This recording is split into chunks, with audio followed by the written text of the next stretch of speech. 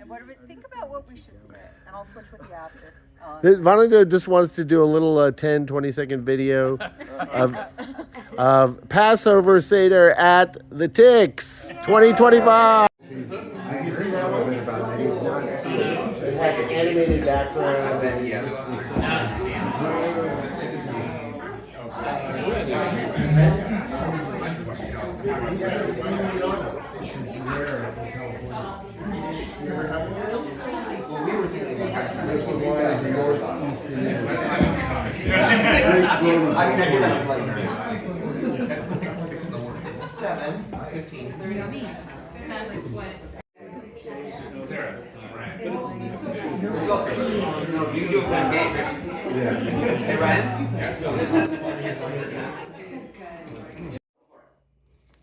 And tonight, Cheryl's going to light the light.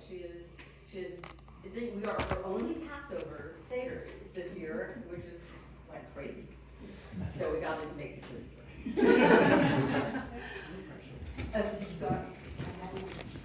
We didn't want to make it too heavy. I love that in the arts or something that's moved you. All right. The light of Passover is the light of freedom. The hope of Passover is the hope of freedom. Our ancestors suffered in the darkness of slavery and dreamed of their liberty. Some of our brothers and sisters must yet do the same. In the flame of the Passover candle, we celebrate the light of freedom, the light that gives life. And Cheryl already did the prayer. Let's do where we are. This is the story as far back as we can remember of our beginning. Our feast of Passover is here. About this holiday it is written, and thou shalt tell thy child in that day, saying, it is because of that which was done when I came forth out of Egypt.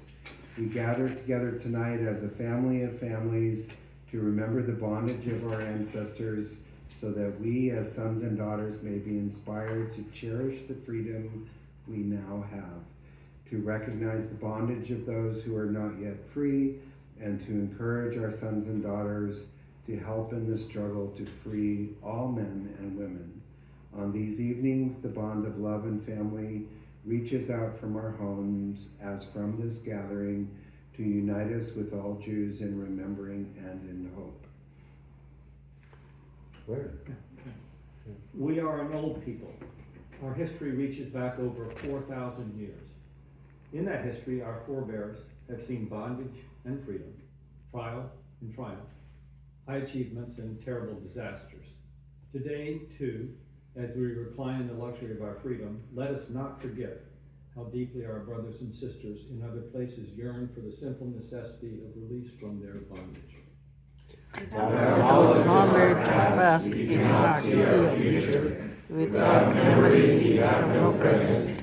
Without knowing what we cannot know its whole. In these rich sweetness of this wine, we celebrate in kinship the love and faith that give love. Love, freedom, and faith in life.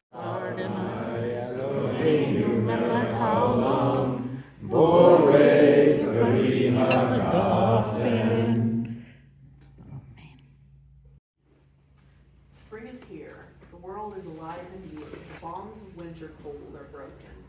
Nature is reborn and the earth feels free and young again. The trees are budding, behind the buds like flowers. The surprise of the world is about to burst open. In Mitzrayim, our ancestors woke their sleep in chains to the life of freedom.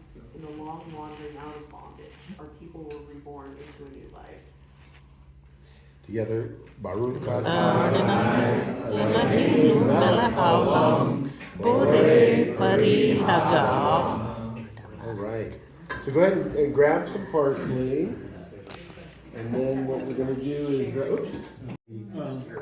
Here is all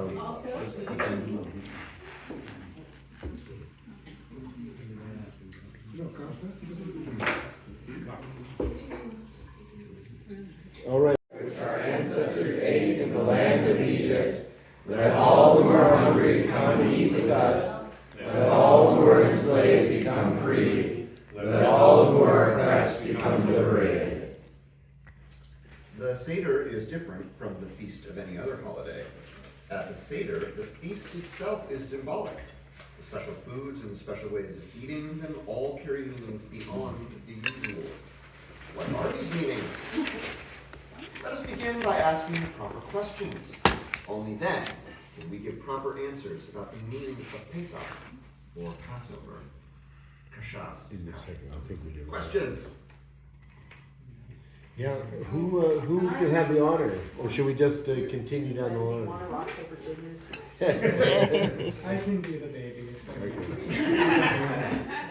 We wish to ask you 4 questions. Why is this night different from all other nights? Oh wait, there's 4 of them. Man nishtana halayla hazeh mechol halaylot. On all other nights, we eat both leavened and unleavened bread. Why on this night do we eat only unleavened bread? Shebechol halaylot anu ochmin chametz u'matzah, halayla hazeh kulo matzah. This is going to be long 4 questions. On all other nights, do we eat all kinds of herbs? Why on this night do we eat especially bitter herbs? Shebechol halaylot anu ochmin sha'ar yarakot, halayla hazeh maror. On all other nights, we do not usually dip our food in anything at all. Why on this night do we dip food twice? Shebechol halaylot ein anu matpilin afilu pa'am echad, halayla hazeh shtei pa'amim. On all other nights, we eat either simply or in festivity. Why on this night do we celebrate with such special festivity? Shebechol halaylot anu ochmin ben yoshvin uvain Masubin halayla hazeh kulanu masubin. Well done. Why don't we pick up where we left off over here for the 4 children? Yeah. 4 times the Torah speaks about children in connection with the telling of the Exodus story, but nothing is said about the character of these children. Rabbinic Midrash viewed these passages not as simple repetitions, but as representing different types of children. There are 4 verses in the Torah that imply 4 types of children. One who is wise, one who is wicked, one who is simple, and one who does not know enough to ask. Yet we know that no child is all wise, all wicked, all simple, or incapable of asking anything. At different points in our lives, we have been all of these children. One who is eager, one who is hostile, one who is passive, and one who is bewildered. We've asked the cleverest of questions. We have challenged provocatively. We have simply wanted to know the answer. We have been so confused that we could not speak. We have been all of these children. One who is aware, one who is alienated, one who is direct, and one who is silent.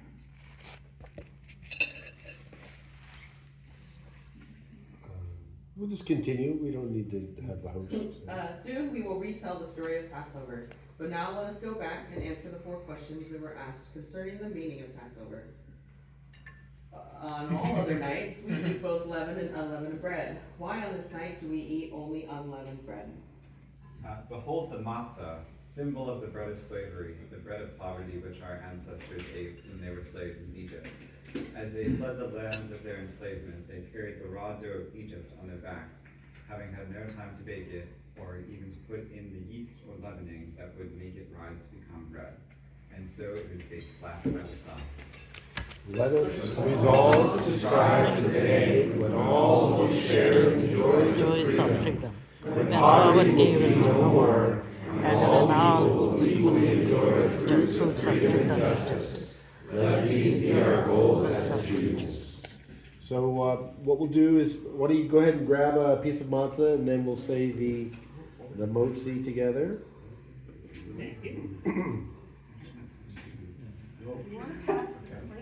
Yeah.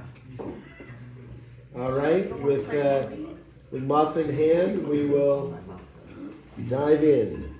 Baruch atah Adonai Eloheinu melech haolam, hamotzi lechem min haaretz. Amen. Eat all kinds of herbs. Why on this night do we eat only bitter herbs? Maror is the bitter herb. It reminds us of the bitterness that our ancestors tasted in the time of their bondage. For the Torah says, and they made their lives miserable with hard labor in the making of bricks and mortar. We therefore dip the bitter herb into charoset, the symbol of bricks and mortar, to remember their hardships. As we recall the suffering of Egypt, so do we relive the oppression of every generation. The taste of charoset, like the taste of freedom, sweetens bitterness and suffering. May the bitter herb you're about to eat make a sense of pain and cruelty, and thus value the pleasure of love.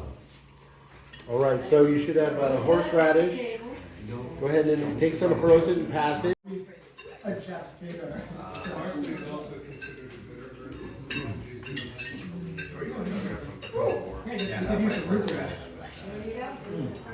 She's in charge.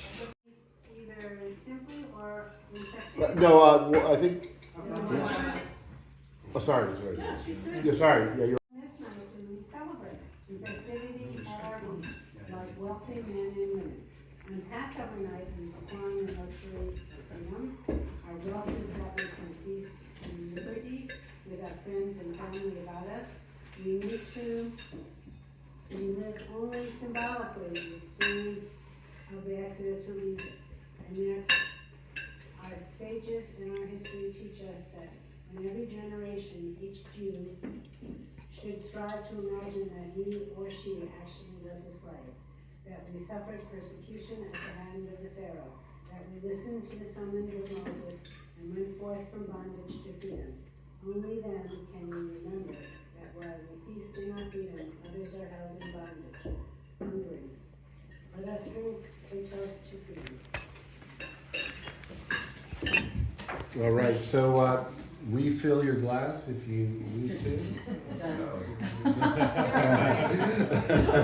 Some of us were more prepared than others. Never forget the slavery of Egypt. We shall never forget the cruelty of Pharaoh. We shall be mindful always of the constant exodus to freedom in the inner world and the outer world. We shall be mindful always of the ever-new joy of liberation. Baruch atah Adonai, Eloheinu melech haolam, borei pari hagafen.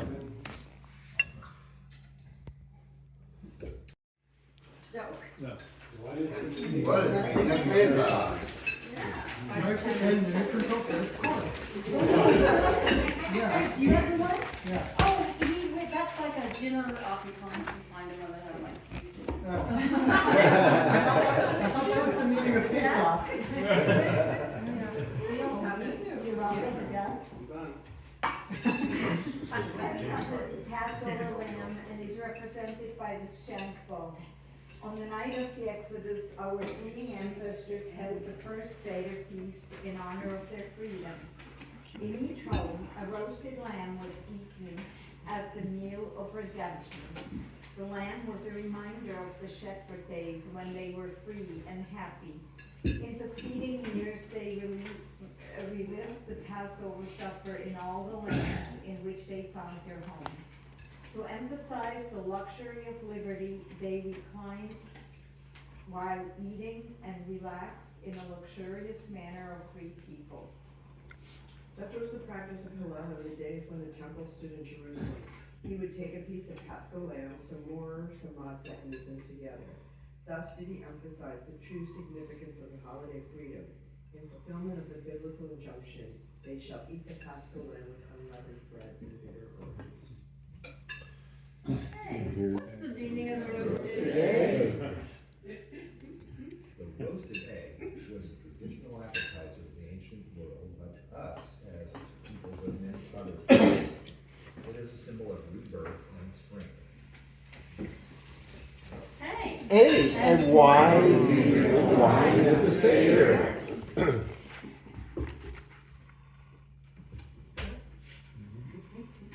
Why do we drink wine? I'm getting with the program.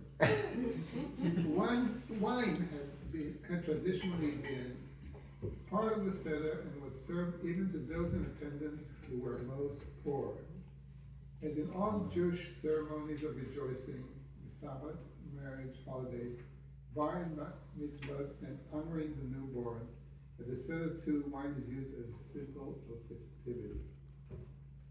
Even as we remember tonight what it was like when we were slaves in the land of Egypt, so do we tonight remember people, whether they are Jews or not, who still suffer from slavery, hunger, and or depression.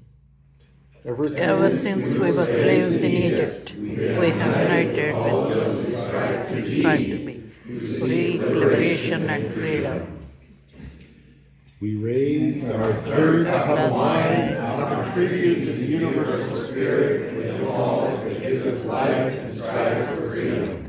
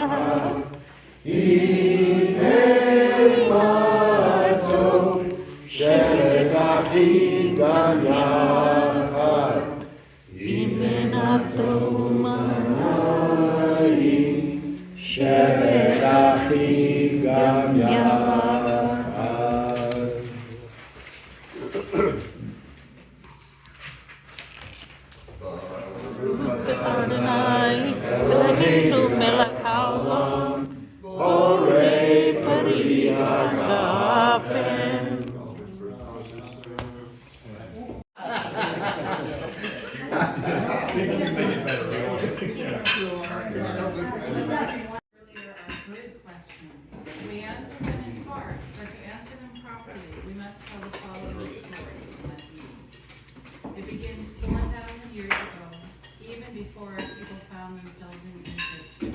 Our forefather Jacob was a wanderer, owning flocks and many tents. One of Jacob's sons, Joseph, had been sold in an act of jealousy by his own brothers to Egyptian traders. Despite this, and unbeknownst to any of his family, Joseph had managed to prosper in the land of the Pharaoh.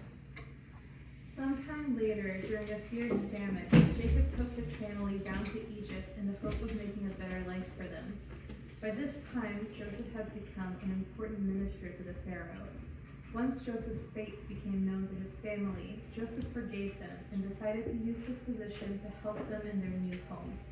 In fact, the king of Egypt loved Joseph and gave all his family the land of Goshen to live in. The children of Jacob, Israel, prospered there for many generations. From A Night of Questions, a Passover Haggadah, pages 49 to 63. Oh, I keep going. These are the names of the sons of Israel that came to Egypt with Jacob, each coming with his own household. Reuben, Simeon, Levi and Judah, Issachar, Zebulun and Benjamin, Dan and Naphtali, Gad and Asher. The total number of persons that were of Jacob's issue came to 70, Joseph being already in Egypt, so 71 with Joseph. Joseph died, and all his brothers and all their generation. But the Israelites were fertile and prolific. They multiplied and increased very greatly, so that the land was filled with them. Exodus 1:1. A new king arose over Egypt who did not know Joseph. And he said to his people, "Look, the Israelite people are much too numerous for us. Let's deal with them shrewdly so that they do not increase. Otherwise, in the event of war, they may join our enemies in fighting against us and rise from the ground." So they set taskmasters over them to oppress them with forced labor. But the more they were oppressed, the more they increased and spread out, so that the Egyptians came to dread the Israelites. Ruthlessly, they made life bitter for them with harsh labor at mortar and bricks, and with all sorts of tasks in the field. The king of Egypt spoke to the Hebrew midwives, one of whom was named Shiphrah, and the other Hua, saying, "When you deliver the Hebrew women, Look at the birth stool. If it is a boy, kill him. If it is a girl, let her live. The midwives, fearing God, did not do as the king of Egypt had told them. They let the boys live. So the king of Egypt summoned the midwives and said to them, "Why have you done this thing, letting the boys live?" The midwives said to Pharaoh, "Because the Hebrew women are not like the Egyptian women. They are, shall we say, vigorous. Before the midwife can come to them, they have given birth. And God dealt kindly with the midwives, and the people multiplied and increased greatly." One sentence here. Then Pharaoh charged all of his people, saying, "Every Hebrew boy that is born, you shall throw into the Nile, but let every girl live." And I'll go on for a couple sentences. To save her child, beloved, an Israelite woman placed him in a basket among the reeds by the bank of the Nile. His sister Miriam watched over him as he was discovered by the Pharaoh's daughter and raised in the palace. When he had grown up, he killed an Egyptian taskmaster who was beating an Israelite slave and fled to Midian. Moses, tending the flock of his father-in-law Jethro, the priest of Midian, drove the flock into the wilderness and came to Horeb, the mountain of God. An angel of the Eternal One appeared to him in a blazing fire out of a bush. He gazed, and there was a bush all aflame, yet the bush was not consumed. Moses said, "I must turn aside to look at this marvelous sight. Why doesn't the bush burn up?" When the Eternal One saw that he had turned aside to look, God called him out of the bush. "Moses, Moses," he answered. "Here I am." And God said, "Do not come closer. Remove your sandals from your feet, for the place on which you stand is holy ground. I am the God of your father, the God of Abraham, the God of Isaac, and the God of Jacob." I have marked well the plight of my people in Egypt, and have heeded their outcry because of their taskmasters. Yes, I am mindful of their sufferings. I have come down to rescue them from the Egyptians, and to bring them out of that land, and to a good and spacious land flowing with milk and honey. Come, therefore, I will send you to Pharaoh, and you shall free my people, the Israelites, from Egypt. The Eternal One replied to Moses, "You shall repeat all that I command you, and your brother Aaron shall speak to Pharaoh to let the Israelites depart from his land. But I will harden Pharaoh's heart, that I may multiply my signs and marvels in the land of Egypt." God sent darkness. It was very dark. Did they not defy God's word? God turned their waters into blood, killed their fish. Their land teemed with frogs, even the rooms of their king. Swarms of insects came at God's command. Lice through their country.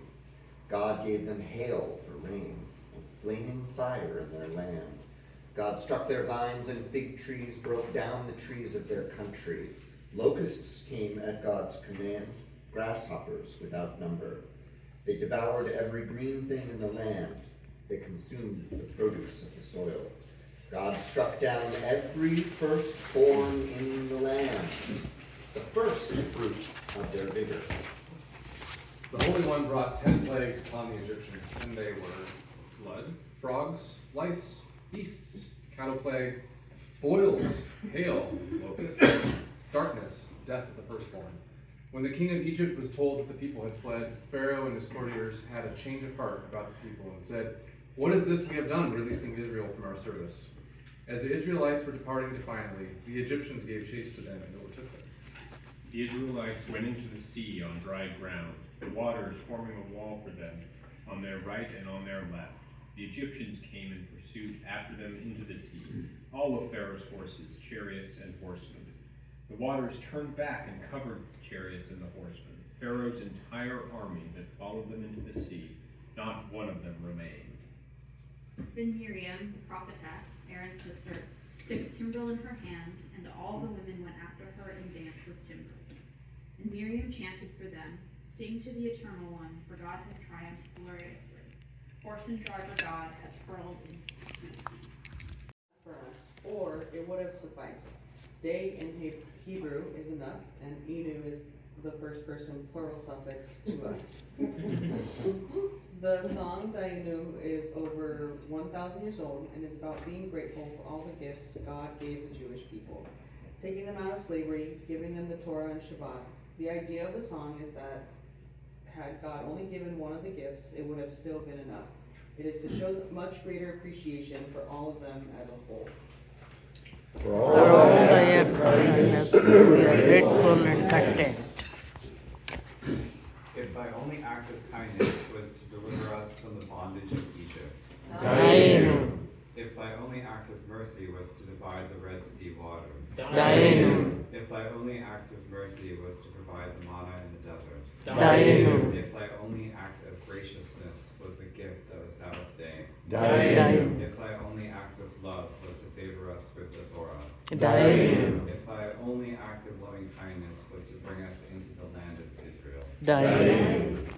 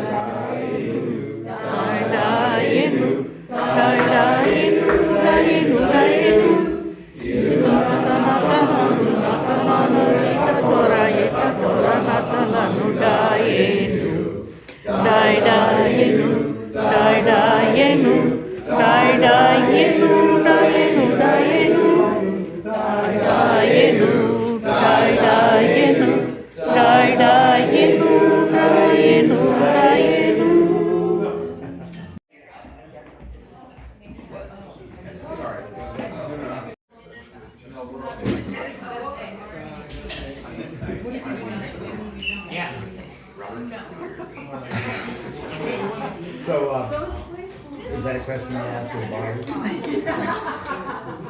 I'm trying to think of something I've read that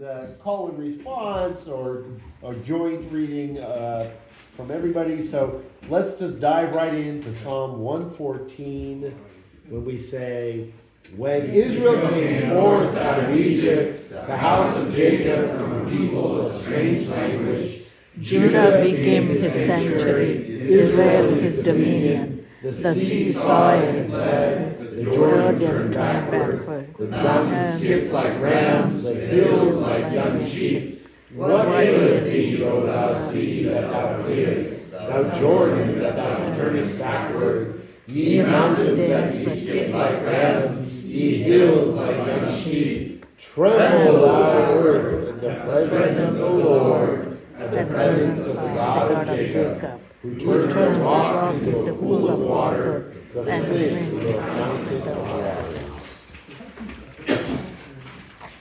And a song of joy. When the Lord repatriated the exiles of Zion, we were as in a dream. Laughter filled our mouths, mirth rolled off our tongues, and it was acknowledged among all the nations that God did great things for Israel. True, the Lord did great things for us, and we were overjoyed. Good fortune flowed through our lives as the waters of the deep course through the Negev. How true it is that they who plant with tears will surely reap joy. So, one important component of the seder is the presence of Elijah, who is the metaphorical wanderer visitor that we welcome. We have eaten the food of our freedom, and we have recalled the redemption of our people. But the dream of Passover transcends the Jew and reaches out to all people. Jonathan? Many centuries ago, there lived a prophet whose name was Elijah. He was a brave man who denounced the slavery of his day. Legend has it that he never died and that he will return someday to announce the coming of a new world in which war, human cruelty, and the enslavement of one person by another will find no place. In his image, he embodies the vision of all wise people. His spirit brings a message of hope for the future and brings faith in the goodness of humanity and brings the assurance that freedom will come to all. Let us open the door and invite Elijah to enter and join with us as we drink the wine of our freedom. And we're going to we stand to welcome Elijah. And I think we can read together. May the spirit of Elijah enter the hearts of all of us, inspire us to build a good world, where justice and freedom shall be the inheritance of all people. Eliyahu Hanavi, Eliyahu Hatishbi, Eliyahu, Eliyahu, Eliyahu Hagiladi, Bimera Yameinu, Yavo Eleinu,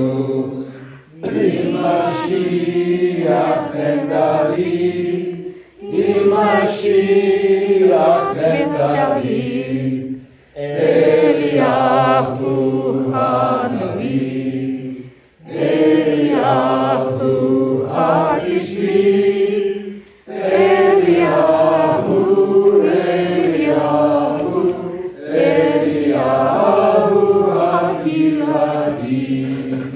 So we stay standing for this last section here. We raise the last cup of wine and affirm our unity with all people in the struggles for human freedom.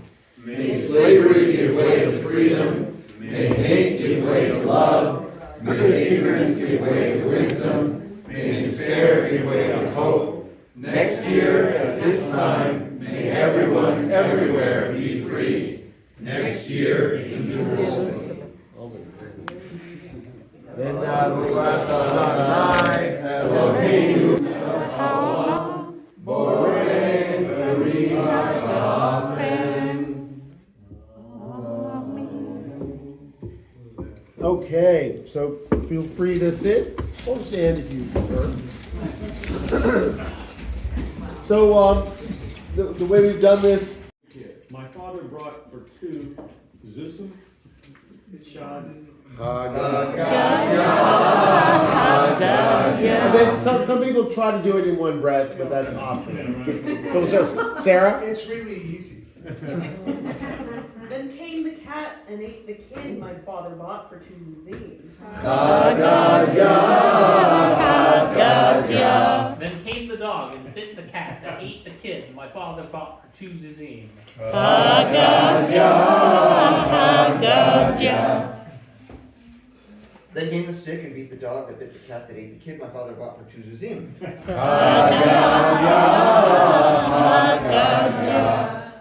Then came the fire and burned the stick that beat the dog that bit the cat that ate the kid my father bought for 2 zuzim. Then came the water and quenched the fire that burned the stick that beat the dog that bit the cat that ate the kid my father bought for 2 zuzim.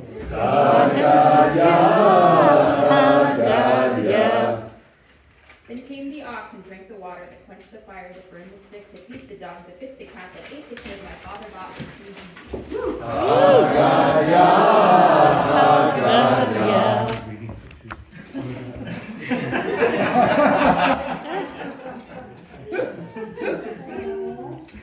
Then came the butcher and killed the ox that drank the water that quenched the fire that burned the stick that beat the dog that bit the cat that ate the kid my father bought for 2 zuzim.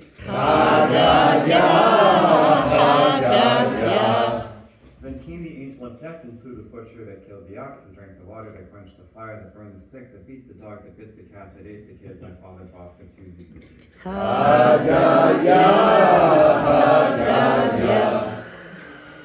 Then came the holy women and destroyed the angel of death slew the butcher, they killed the ox, they drank the water, they quenched the fire, they burned the stick, they beat the dog, they bit the cat, they ate the kid. My father bought for Zuzima. Okay, well done. So the next one is a call and response.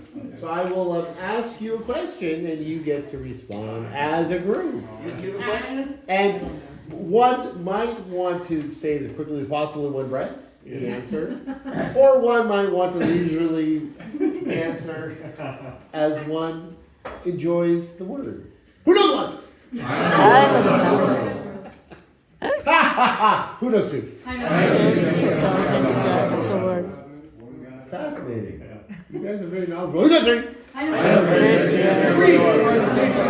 Two tables of covenant, one God in the world.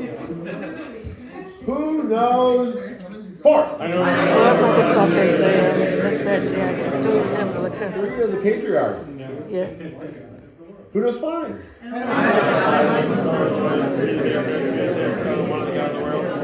Tables of the covenant, yeah, one covenant. Who knows six? I know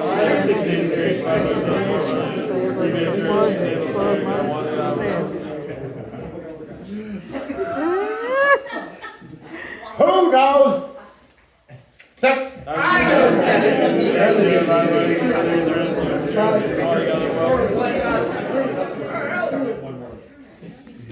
These are all good categories. Who knows eight? Five books of Moses. Four mothers of Israel. Who knows nine?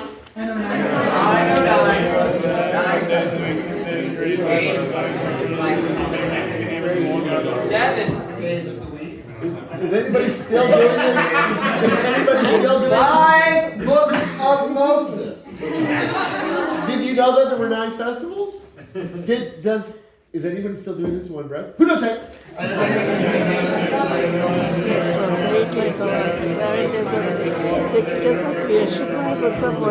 That was not one breath.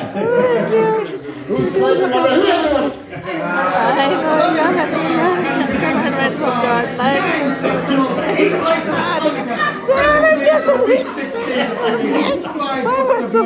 Mothers of Israel, 3 are the patriarchs, 2 tables of the covenant, one God in the world. Who knows 12?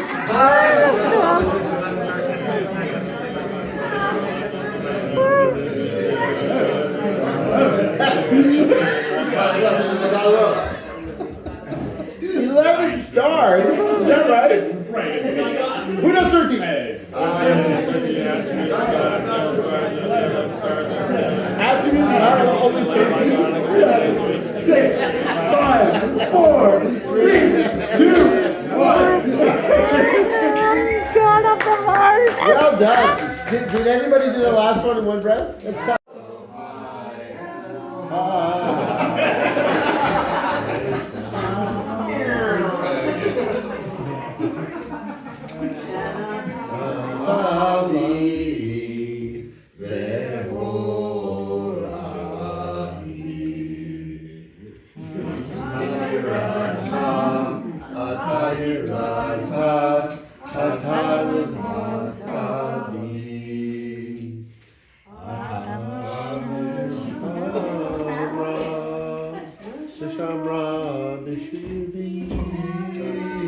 Everyone. Elohai, Elohai.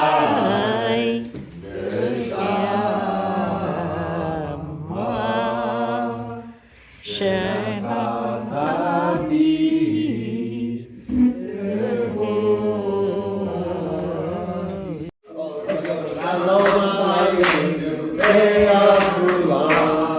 Shalom.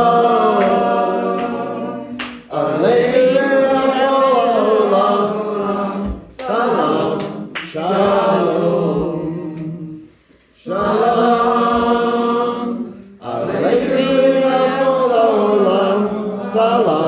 Shalom.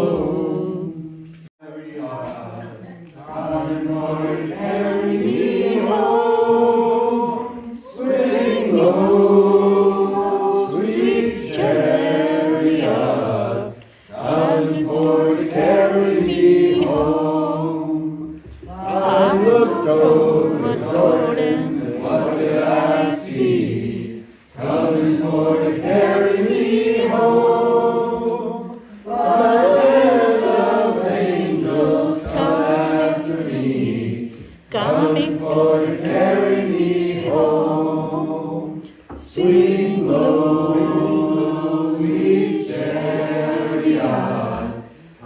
coming for to carry me home. Swing low, sweet chariot, coming for to carry me home.